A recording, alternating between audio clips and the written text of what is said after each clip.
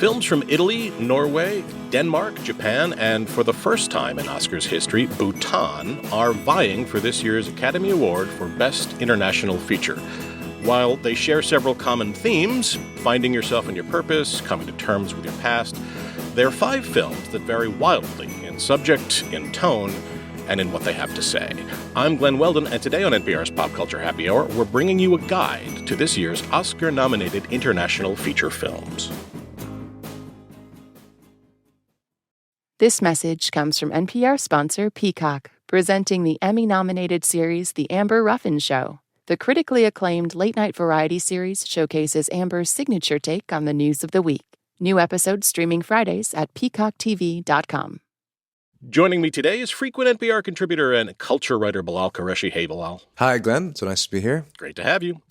So of the 5 films nominated for Best International Feature this year, we've already devoted a full episode to one of them, Japan's nominee, Drive My Car. That's directed and co-written by Ryusuke Hamaguchi. It's based on a Haruki Murakami short story, and it's about a director grieving the death of his wife. He's invited to direct a production of Uncle Vanya in Hiroshima. There he meets a young woman who is tasked to be his driver. This film is also up for Best Picture, Best Director, and Best Adapted Screenplay. It's now streaming on HBO Max. Bilal, let's get your take on this. What'd you think? I mean, this is such a grand and big movie. I mean, it's actually 3 hours long, so it's a lot of film.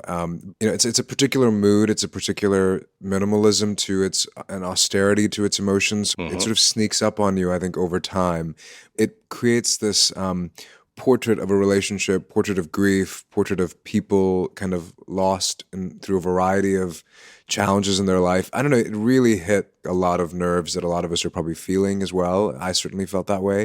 It's also just an incredibly elegant film, very beautifully composed, very beautifully shot. Mm-hmm. And I don't think it subscribes to any kind of like cliches of what you might think of when it's like Japanese cinema or something like that. Sure. In the sense that it has a global contemporary feel about what it means to sort of just move through life as it is now. And I found it really, really moving. I will say that I do think it's a mood and one has to be in it because it's 3 hours long. It is a mood. And, as I say, we all liked this film. We liked it for several different reasons. And if you want to know more about that, you can check out our full episode, which dropped on February 7th. But at the end of the day, it's also about the intersection of cultures. It's about how a Russian play from 2 centuries ago can come to life in a weird way in contemporary Japan. Among other things, that's what the film's about in a way that kind of snuck up on me, as you mentioned. Yeah, and I think the reason I mentioned the idea of it sort of not feeling like it's some kind of hermetically sealed island nation film is that it is about not only all these references that are happening in a globalized age that we live in, but also that the particular director who's at the center of this film is known for directing multilingual productions in which people speak different characters' parts in different languages, including one of the characters signs her dialogues in Uncle Vanya. And so you have a real sense that nobody necessarily speaks the same language, but the film has one emotional language that is, it really transcends all of that. And a lot of its most powerful moments don't even involve dialogue. It's so filmic and so visual. Mm-hmm. You mentioned Murakami. It's obviously based on a Murakami short story, then expanded into this 3-hour film, which feels like a novel. It's so big, filled with so many moments. And so, yeah, I think this is a film that we're going to be thinking about for a long time and people will be discussing for a long time because it's a lot of movie. I agree. And our consensus was that it manages to earn all 3 hours, which is not something you can say often. Next up is Flee from Denmark. It's an animated documentary that pulled off quite the unique hat trick this year. It is nominated for Best Animated Film, Best Documentary, and Best International Feature. It's directed by Jonas Poher Rasmussen. It's streaming on Hulu. It's the story of a man who's been keeping a variety of secrets. He fled Afghanistan as a boy, and we watch a series of sometimes harrowing, sometimes heartwarming animated recreations of his life's journey to Denmark, which took him through Russia, among other places. Bilal, talk to me about what I think is a pretty remarkable film. I wanted to bring up before we get into the sort of the real detail of it is that it began as a radio piece actually because the filmmaker was a radio producer. So I'm a little bit like obsessed with kind of the methodology of it because it's this relationship that he has with this man who's named Amin in the film, who he befriended when he was a teenager in high school and met this Afghan refugee who had come to his small village in Denmark. And over time built this kind of relationship with him, which then turned into starting to interview him about his life and what happened to his family, what happened to him on his journey coming to Denmark. Denmark. And that intimacy and all those radio interviews then formed the kind of spine of the movie, which is then in turn animated. So it was actually edited down as a radio documentary first, and then translated into this animated look that it has. And it's an amazing film. I mean, it's about all of the things that we think about in our news too: refugees, war, sexuality, immigration, race, finding your place. It's all of those things, but yet it's just so moving, and it's a very beautiful film. And of course, it's like, by being an animated film, it also can take all these incredible stylistic shifts in look and tone and ambiance, and the score is really beautiful. So I feel like it deserves all of the nominations it has this year, including animated feature, including, documentary, and as the best international feature, which kind of transcends all of them. So it's an amazing film. Yeah, and the animation is what makes it stand out for me, because the animation is so fluid and so expressive that it becomes very personal. So you feel the emotional beats of this story from his perspective. His youth in Afghanistan, where we can kind of see the world around him and how it's reacting to him, but he doesn't. Then there's the terror of his escape and, the horrifying things he witnessed at a very young age. We get a real kind of, as I say, expressive sense of the austerity of his life in Russia, the fear and dread that they lived under, the guilt and shame he feels after getting out, and also a moment of nervousness and joy, when he enters his first gay club. I mean, the animation reels you in. It also works in really quieter moments where it lets you see him in an adult relationship, where the animation isn't pushing or pulling. It's just kind of trying to represent something really, truly essential about that relationship. It really works. Well, and Glenn, I think of you as a subject expert in animation as well, and somebody who I've always tried to follow to hear more about what is happening stylistically in some of these kinds of projects. And, I love what you're saying, in part because this reminded me of another film that was nominated recently, Wolf Walkers from Ireland, which I think is on Apple Plus. And I think, again, another movie that for me was really nice to see such a different international style of animation, because I think I'm a little too familiar with the Pixar sort of looking movie that, a lot of Flea is hand-drawn.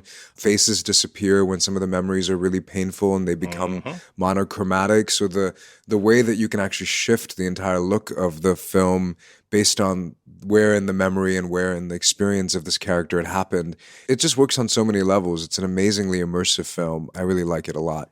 Yeah, as I say, I really loved it too, and it's streaming on Hulu right now. Next up is The Hand of God, which is Italy's entry. It's the latest film from writer-director Paolo Sorrentino. It's not a strictly autobiographical film per se, but it is a deeply personal one from him. It's a coming-of-age story about a young man whose life is touched by great joy and really devastating tragedy. It's about his love of his family and also about his love of soccer and how those two things kind of weirdly intertwine. It's also another Italian film about the love of Italian film, and it's filled with all kinds of Fellini-esque touches. It's now streaming on Netflix. What'd you think, Bilal? I'm a big fan of Paolo Sorrentino. Paolo Sorrentino directed The Great Beauty, which is probably one of my favorite, best international feature winners of my lifetime that I can remember. He's a maximalist, as you said. He loves, he's a filmmaker in love with film. He's a filmmaker in love with Fellini. How can you not be if you're going for these kinds of big, grand swings at cinema? Even though this is his most personal, intimate film, as you said, it's sort of semi-autobiographical. It's about an experience that he had as a young man growing up in Naples.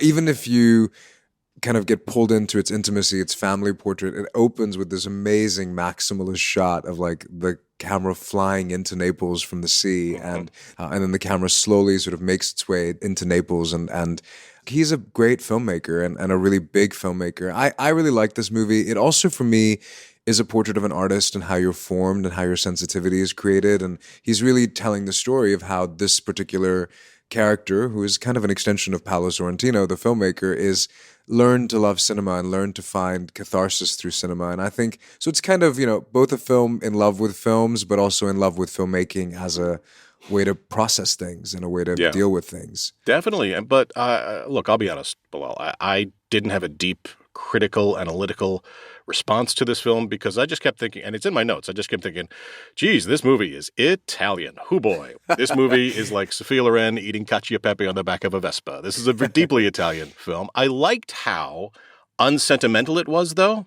I like how the family he loves so much are kind of terrible to each other. So this is not a film dripping in sentiment or nostalgia in any sense. And it did send me to the internet a lot to look up things about Naples, like the little monk that kind of bookends the film is an actual piece of Napoli, urban folklore. I like this film. I admired it. My favorite thing, I got to say, was the relationship between the Paolo Sorrentino kind of stand-in and his older brother. I mean, it's very much a male coming-of-age story, too. I think the other thing that I will say that a lot of people have kind of taken issue with Paolo Sorrentino is that he does have, this is also Italian cinema in not operating necessarily in the post-Me Too era of cinema that we're used to seeing in the United States now, which is that I think his portrayal of women has some questions to be raised. Right. He's definitely, telling a very male story and about male kind of coming of age, and that's something to keep in mind, and it's coming from a particular vantage point. But this is the thing about this category. You're watching cinema that is from certain places, and it's really expressing how those cultures, or some of the master filmmakers of those cultures as they've been anointed, tell stories. And so I think, Paolo Sorrentino is one of the Italian masters or European masters now. So yes, very Italian, very lush and very quirky, but also, for me, a very moving film as well. I mean, you make a great point. We talked about this before taping, is that the notion of comparing such radically different films from such radically different places is kind of silly, but this is the gig, right? This is this. Right. Welcome to the Oscars. So the next film we're going to be discussing is The Worst Person in the World from Norway. It's also up for Best Original Screenplay. Director Joachim Trier co-wrote the film with Eskil Vogt. This is the story of a young woman in Oslo who hits age 30, still unsure of what she wants to do with her life and who, if anyone, she wants to be with.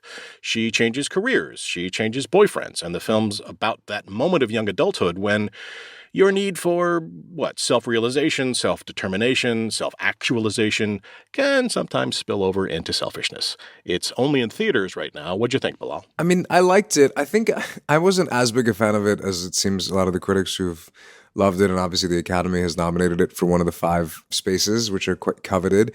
I think what I was more excited by is that in a lot of ways this film feels familiar to this kind of genre of messy millennial coming-of-age stories, right? I mean, it's obviously very much set in Oslo and very much Norwegian, and I think it has some really incredible filmmaking. It's very literary. It's divided into chapters that sort of tell the sort of markers of this woman's life.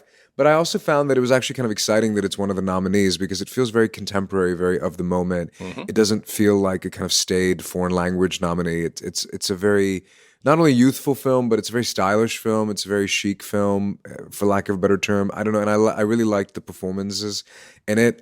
For me, it sort of, ultimately didn't come together as strongly as it did for a lot of people. But I found it exciting in that it's nice to see younger people and younger people's stories also start to get represented in this category, which has tended to be kind of like the eat your vegetables category of the Oscars sometimes.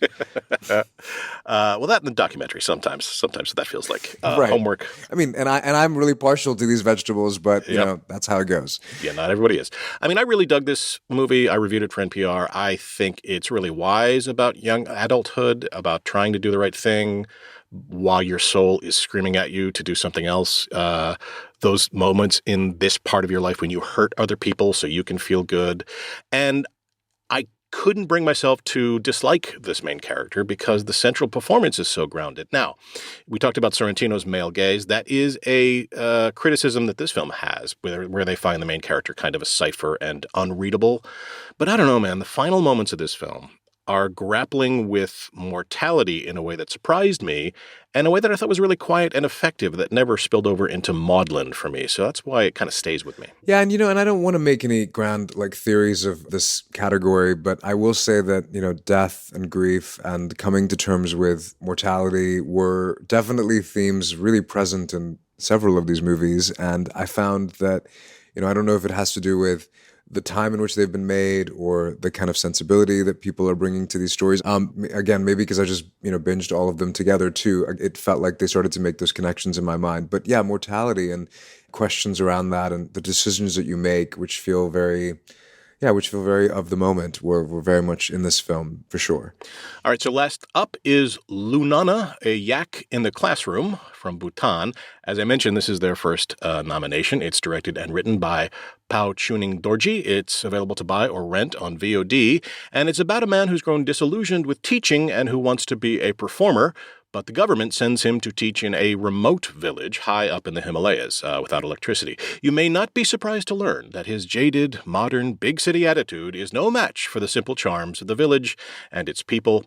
Bilal, talk to me about Lunana, a yak in the classroom. Well, I mean, again, you mentioned earlier, like, that it's ridiculous that we have to compare some of these films. I mean, Bhutan is not a country with a film industry, really, as it were. And this movie was shot on solar-powered cameras in very different conditions than some of these filmmakers that we've talked about. That said, I thought it was so beautiful, actually, and really moving. I mean, I have had the privilege to go to Bhutan, actually, and I've hiked in Bhutan, and I found that, I'm not saying that in any kind of like, self-aggrandizing way, I just mean that to say that it's a really, such an extraordinary place, and an extraordinarily closed country in a lot of ways, and closed society. So that's sort of what this film is grappling with, is that how do people who are pulled to go somewhere else where more is possible. In the case of this movie, the central character wants to move to Australia and be a kind of bar singer, I guess. He sort of is like, really drawn to kind of living a life in English also elsewhere. But he's then, the government's program to sort of try to deal with these very rural villages by sending people up to teach is kind of what brings him up to this very Sound of Music-like landscape, which is what Bhutan looks like. And many places are not accessible. So I think that the fact that it's sort of both a kind of documentary and a portrait of this country and a film makes it to a really amazing movie. And I think what I love about this category is that in a lot of ways, even if the movies shouldn't be compared, they bring a lot of these films visibility and distribution that they wouldn't have otherwise. And so when else are you going to have a chance to see what Bhutan looks like? And I've never been able to quite explain to anyone what it was like to go there. So I find that this film really captures what an incredible landscape it is and what the challenges are to be alive there in this moment. So I like this film, although I do think it's, being unfairly compared to a Murakami adaptation. Yeah, I get that. I mean, first of all, let's stipulate that as subtitles go, a yak in the classroom needs to be elevated to the pantheon up there with Electric Boogaloo and Secret of the Ooze and Pig in the City, Yak in the Classroom. They belong together. I'm looking forward to the presenters saying that title when they're presenting. It's going to be fun. Yeah. We know the overall shape of this film going in, but it's the execution. It's the details. It's small moments. There's a small moment that involves a wooden bowl, and it makes it more than just a crowd pleaser. If we can get a crowd to see it, it's going to be a very crowd-pleasing movie. It never falls into that gods must be crazy trap where it wants to tell the story from a point of view of people who have not had their story told, but it can't help condescending or patronizing them.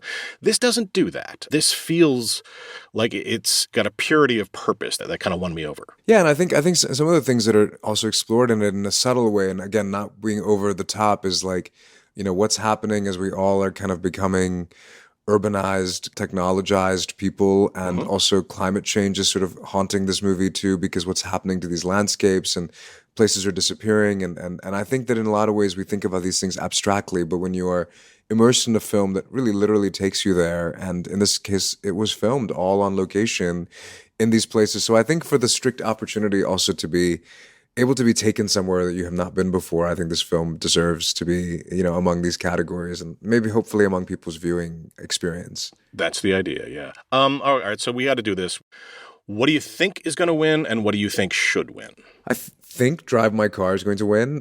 Drive My Car is also nominated for Best Picture, so clearly it has a lot of momentum going for it. I think it would be amazing if Flea won, in my opinion, because I think that is also a very unconventional example of what this category can be and what kind of films can look like. It's experimental in a lot of ways, and I find that is really exciting because it's an Afghanistan story, it's a Danish story, it's an animated movie, it's a documentary, it's a love story, it's a gay love story. I mean, it's the definition of intersectional. So I find that in that regard, it is like a film that I would be excited to see, because I feel that as someone who's loved this category my whole film loving life, it's a little bit like, oh, you're the person who loves the international feature category. You wear turtlenecks and wear kind of, glasses and sort of take yourself very seriously. And I find that these films can be really exciting and vibrant and dynamic and contemporary. And I think Flea is that, while also being about a lot of important themes. So Flea would be my dream film to win it, but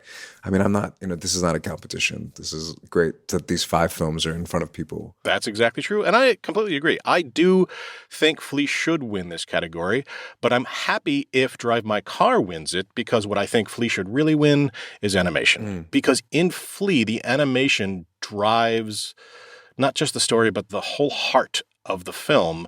And, in some of these Pixar Disney movies, the animation is there to illustrate the story. And here it's really performing a different function. But, I live in hope, but I rent in pessimism. We want to know what you think about the nominated films we discussed today. Find us at facebook.com/PCHH and on Twitter at PCHH. That brings us to the end of our show. Bilal Qureshi, thank you for being here. Thank you so much for having me, Glenn. And of course, thank you for listening to Pop Culture Happy Hour from NPR. This episode was produced by Candace Lim and Ramel Wood and edited by Jessica Reedy. Hello Come In provides the music you could be bobbing your head to right now. I mean, it's possible. I can't see you. I'm Glenn Weldon. Thanks again for listening to Pop Culture Happy Hour from NPR. We'll see you all tomorrow when we will be talking about the Atom Project.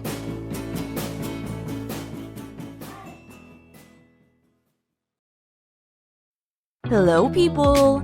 I'm Emma Choi. This week on Everyone and Their Mom, we talk with comedian Vinnie Thomas about a crazy new announcement, taste something new, and meet the inventors of something you might be using right now. Listen to Everyone and Their Mom in the Wait, Wait, Don't Tell Me feed every Wednesday from NPR. Hey friends, Linda Holmes here. I'd love it if you subscribed to Pop Culture Happy Hour Plus. You'll get a sponsor-free listen and, this is key, you'll be supporting our show. Subscribe now at plus.npr.org/happyhour.